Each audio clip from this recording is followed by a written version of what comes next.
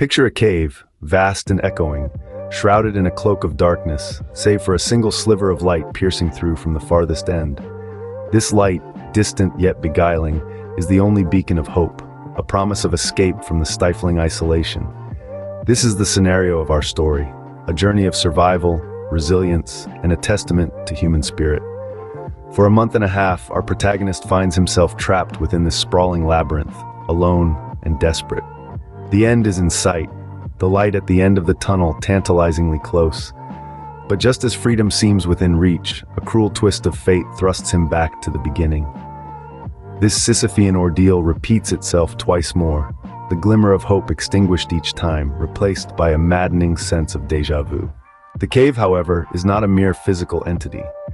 It is a metaphorical representation of a life-altering ordeal.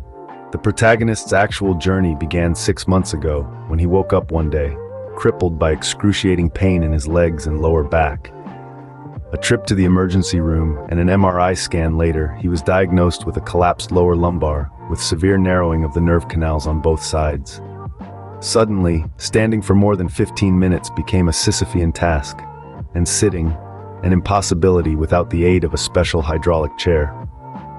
Walking with a cane felt like a precarious balancing act, and a strip on the back of his leg and the bottom of his foot started losing sensation.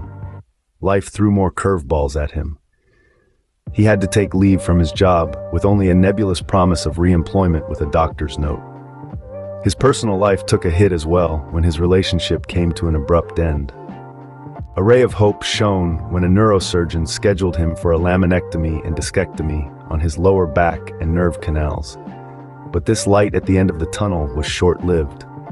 The insurance denied his surgery, insisting on a 6-week physical therapy first, despite the surgeon's assertion that it would be ineffective. The prophecy came true, and the physical therapy did nothing to alleviate his condition. After changing insurances due to circumstances, another hurdle presented itself. The insurance required an in-person physical evaluation, a fact they conveniently disclosed just 3 days before the scheduled surgery. The protagonist had even called 5 weeks prior to verify his new information and ensure everything was set for the surgery post-physical therapy. Yet, he found himself at the beginning of the cave once again, waiting for the physical appointment. The protagonist's journey mirrors the Greek myth of Sisyphus, forever doomed to roll a boulder uphill, only for it to roll back down when it nears the top. Much like Sisyphus, he is caught in a loop, trying the same thing over and over again, expecting a different result, but being thrown into circles by the doctor's offices and insurances. As he waits for his physical appointment, he hopes that this time the boulder won't roll back down.